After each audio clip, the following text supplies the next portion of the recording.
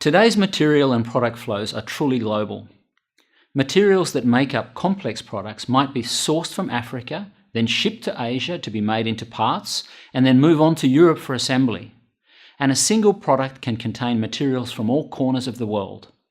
This means that products like computers and phones are associated with environmental and social impacts, both good and bad, all around the world.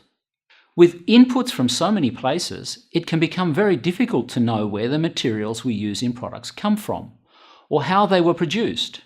And similarly, it is also very difficult to know where our products end up when we discard them. If we are concerned about sustainability, this means that we have to think more carefully about where we source our materials and where we send our wastes.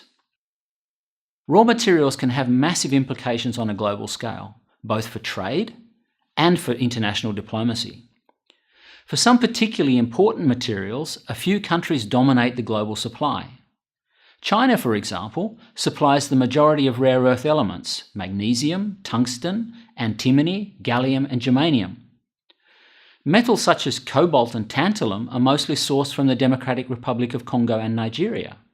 And other countries like Russia, South Africa, and the US supply the majority of materials such as niobium, beryllium, and platinum group metals.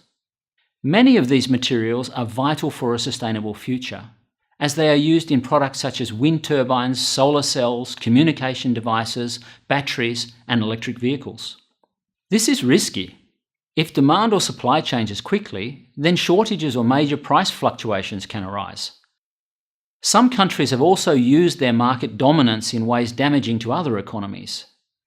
Such risks are made worse by our low recovery and recycling rates. We may depend on these materials, but we throw away nearly all of them in our wastes. More circularity in our economies can help build resilience against supply restrictions. But that is not the only story.